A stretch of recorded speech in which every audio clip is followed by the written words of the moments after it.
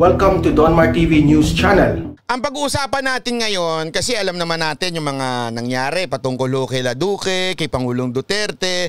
Ito po ang malinaw, okay? Malinaw na sinabi ni Pangulong Duterte na siya mismo ang tumingin doon sa mga binibintang ng iilan na si Duque daw ba ay kesyo nagnakaw. Ay ano ay sinagot ni Pangulong Duterte. Sinagot ni Pangulong Duterte at kanyang sinabing hindi, walang korupsyon. Ako na ang mag-a-assure sa inyo, walang korupsyon si Duque. Malinaw yan. Yan ang sinabi ni Pangulong Duterte. Ngunit datapot subalit, sinabi rin niya, pag ikaw ay gustong mag-resign, papayagan na kita. Yun ang sinabi ni Pangulong Duterte. Diba simula pa lang sinabi ko na, uy, may iba yun, may something. Sabi nga nila, amoy tilapia. Something is fishy. Ganun, di ba? Ibig sabihin, talaga nga namang, naku po, meron, di ba? Unang bitaw pa lang ni Pangulong Duterte, yung sinabi ko na sa inyo, mukhang meron ito. Meron itong karga si Pangulong Duterte. Kasi pagkatapos niyang linisin si Duque, okay na ha, hindi ka magnanakaw ha, malinis ka. Ayos na ayos ka. Maayos ka. Okay? Pero kung gusto mo mag-resign, di na kita pipigilan. Di ba nung sinabi ko nung una yon, sabi ko, naku, iba. Kasi kilala ko si Pangulong Duterte. Si Pangulong Duterte, ang taong hindi bumibitaw ng salitang walang parpas. Sabi nga kung merong purpose-driven life, si Pangulong Duterte ang purpose-driven talk. Pag nagsalita yan, meron niyang purpose ba? So, inayaan lang natin. Inayaan ko lang. Sabi ko, nagtanong-tanong lang ako sa mga bubuit natin. Sa mga sources, gano'n. At tapos, abay bigla ba namang nagsalita na si Senator Bongo? Secretary Duque, pakidraft na ho. Yun lang naman ang suggestion ko ha. Suggestion ko, pakidraft na po. Kasi, pag si Senator Bongo na ang bumitaw, may ibig sabihin na ho niyan. Ang ibig sabihin na ho niyan, hindi ho yan magsasalita ng hindi ho may basbas. Yun lang ang akin. Kilala na naman natin si Senator Bongo Si Senator Bongo, yan ho ay laging kasama ni Pangulong Duterte. Yan ho ay sumusunod lamang ho sa mga sinasabi ni Pangulong Duterte. Alam nyo naman, that person is really... Wala nang ibang Duterte na maka-Duterte aside from the family of President Rodrigo Duterte kung hindi ito si Bongo. Si Bongo talaga, sigurado tayo. Pag bumitaw ito, naku po, medyo ibig sabihin niyan, nagsalita na ang ating Pangulo. So, ito ho yung kanyang sinabi. Panoorin ninyo ha. Ito, kumpletuhin natin ha. Kasi yung iba medyo binabawas-bawasan hindi tuloy maganda impact pag binawasan Ito, kumpleto.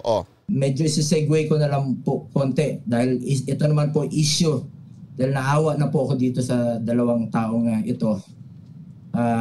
I'm referring to the President and Secretary Duque. To Secretary Duque, tagal ka nang kilala ni Pangulo. Alam naman natin, alam ni Pangulo, isa kang tapat sa iyong tungkulin. Kaya nga po ikaw ang kanyang pinili nung pagkatapos ng isang secretary. Alam natin nakapagserbisyo ka na rin dati sa ibang administrasyon bilang health secretary at tatay mo rin po naging health secretary. At imbis na mag-retire ka na lang sana, wala masyadong pressure na, inanyayahan ka magsilbi sa bayan muli ni Pangulong Duterte. Nagpapasalamat kami. Alam mo, pero habang sinasabi ni Senator Bongo ito, kung ako si Duque, medyo, oh no. I mean, oh no. Doon saan ang sinabi na ni Pangulong Duterte, pag ikaw nag-submit ng resignation letter mo, tatanggapin ko. Dapat to medyo nakaamoy na ho kayo doon, Secretary Duque. Iba na ho ito, boss. Iba na ho ito. Pagpasensyaan nyo na, nilinis naman ho kayo na mahusay, wala kayong ninakaw sa gobyerno, maayos ang pamamalakad ninyo, pero ang problema sobrang sagad to the bones na nadadamay si Pangulong Duterte. kilala natin si Pangulong Duterte. Yan, ipaglalaban ka niyan hanggang dulo. Talagang pinrotektahan ka niyan. Sinabi niyang wala kang bahid ng kahit na kapirasong korupsyon. Pero, Secretary Duque, maybe it's time. Sa yung dakilang sakripisyo. Make no mistake, sabi nga ni Pangulong Duterte. May tiwala siya sa'yo until the end.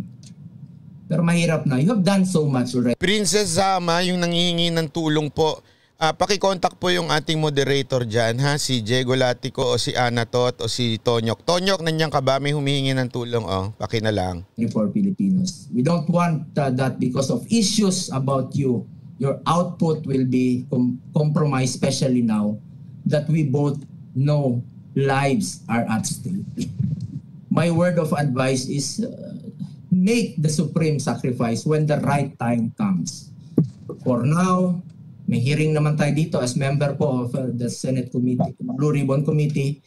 Clear yourself in the DOH, sa lahat po ng empleyado ng DOH, and address COA's findings. Gusto ng tao malaman ang katotohanan. Importante, lumabas po kayo ng malinis, lumabas ka ng malinis, mahal ka ng Pangulo at pinaglalagay. Ito ang sinabi niya, bale, make the supreme sacrifice when the right time comes. Ngayon, ang headline natin, yung title natin, ni Pangulong Duterte, pinagre-resign na nga ba si Duque? Ang sagot po natin, ulit-ulitin po natin, ay yan po kasi ay dahil sa si Senator Bongo na po ang nagsalita na to make the supreme sacrifice when the right time comes. Laban ka niya. Princess Zam, wag pong paulit-ulit para hindi ho kayo masipa ni ni Diego Latigo kasi nag-i-spam na po. Pero tutulungan po kayo, Madam Princess Zam, o kontakin po kayo ni Diego Latigo o di kaya ni Tony Galgana, si Tony G, nandyan, no? Kukontakin niya po kayo. Wag na lang pong paulit-ulit kasi na-spam po natin yung ating chat para makapag-chat din po yung iba. Salamat po. Mahal mo rin ang Pangulo. Desisyon mo na yan pagdating ng panahon. But my advice is make the supreme sacrifice. Alang-alang na lang sa mga kababayan nating Pilipino. Naawa na rin po ako kay Pangulong Duterte. Pinapasan na po niya ang mundo at lahat ng problema. Maraming salamat po, Mr. Chair. I would just like to be clarified. Did Senator Go just ask Secretary Duque to resign? Tingnan mo ito, ha. Dito ako naiinis. Sobra ako naiinis dito. Sabi ko, etong si Ping Lacson, talagang aanuhin pa eh. Did just Senator Go ask Duque to resign? Parang may issue. Tingnan nyo, ha. Sabi ko nga, sandali. Kayo nga noon eh. Ilang kayo nagpaparesign kay Duque? Ngayon, ito lang sinasabi ni Senator Bongo. He was not even saying directly to Duque na mag-resign. Sabi niya is, this is just a suggestion. Isipin mo to, ha. Kasi wag na tayo maggaguhan. If Senator Bongo wants Duque to resign na talagang ngayon na din at talaga hindi niya idadaan yan dyan. Lahat naman dumadaan kay Senator Bongo, alam naman natin yan. Diretso na yun si Duque. Secretary, pinag-resign na po kayo ng Presidente, mag-resign ka na. Di ba? So I know, even if it's a sign, sabihin, it's somehow medyo maging sensitive ka na, sinasabi niya kay Duque, may respeto pa rin siya. Parang sinasabi niya, it's still your decision.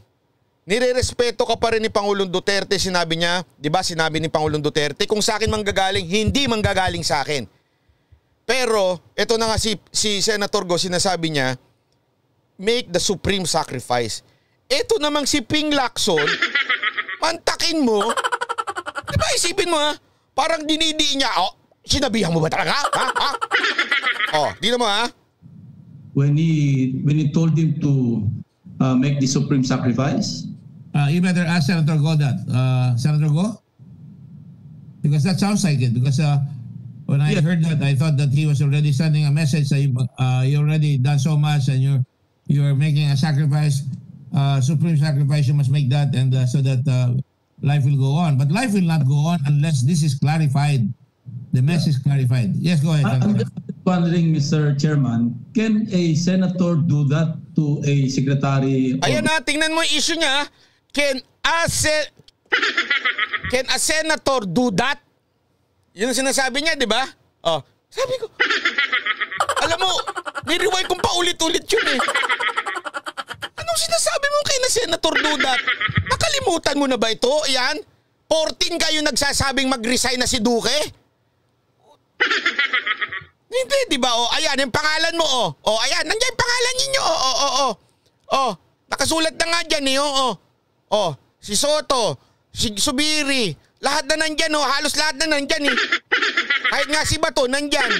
Si Marcos, nandyan. Si Lapid, si Revilla, si Lacson, oh. Lahat kayo nagpaparesign kay Rocket, ay kay Duque nun. Tapos gagawin mong issue ngayon porkit si Senator Bongo. Okay ka lang? Hindi, Lacson, okay ka lang? Anong issue mo dyan? Anong issue mo? Bakit mo tinatanong na Ken ay senator? Ask? Di ba? Department Secretary, ask him to resign. Ulitin ko, ito. Supreme sacrifice, you must make that and so that life will go on. But life will not go on unless this is clarified.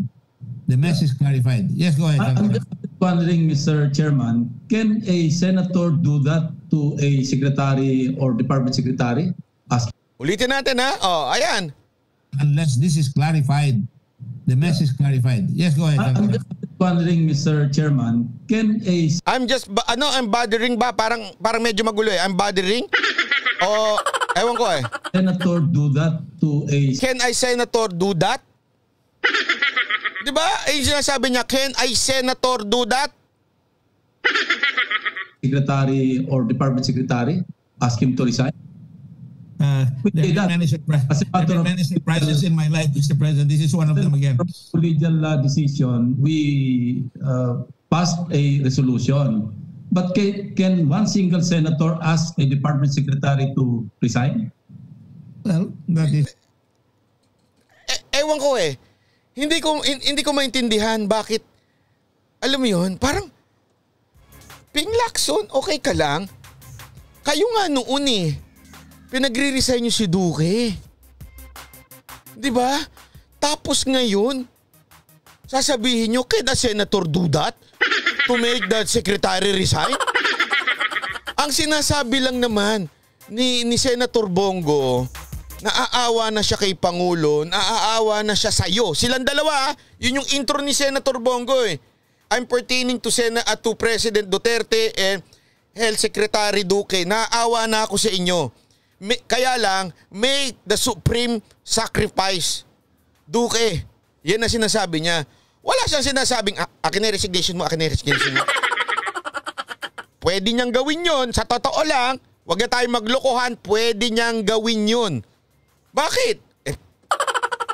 Alam naman natin di ba ang tawag nga kay Senator Bongo, Little President. Pwede niyang gawin yun eh. Hindi ka, nako. Pero hindi niya ginagawa. Bakit? Ngayon, ang ginagawa ni Senator Bongo, he is just plain senator. Not as a kanang kamay ni Pangulong Duterte. As a senator, he is now speaking, kasi tinatanong isa bakit kailangan dyan? Kasi remember, mahirap din sa part ni Senator Bongo. Dalawa ang kanyang muka. Alam naman ho natin na talagang siya ang kanang kamay ni Pangulong Duterte. Hindi siya pwedeng magsalita lang basta-basta sa labas at sabihin niyang, sa tingin ko ganito na, or else, ang dating sobra nun, para siyang nagsasalitang galing sa executive branch. Alam naman ho natin yan. Pero dito, pinapakita niya na akong senador na nakikita ko yung sitwasyon, maybe it's time for you to make the supreme sacrifice. Ibig sabihin, bilang senador, ito yung suwestyon ko. Ikaw ngayon, Duque, nakita mo na yan. Ito na yung mismong kaalyado ni Pangulong Duterte. Wala nang ibang senador na kaalyado. Sinabihan ka na ng ganyan. Maybe it's time. Yun yung point natin dito. Pero ang nakakapagtaka, yung hirit ni Lacson. Saan nang gagaling yung hirit ni Lacson? Diba? The prerogative of any senator here as far as I'm concerned. But Senator Go is... Pero buti, binara ng konti siya ni Gordon. It's the prerogative of any senator here to suggest kung kailangan ka mag-resign o hindi.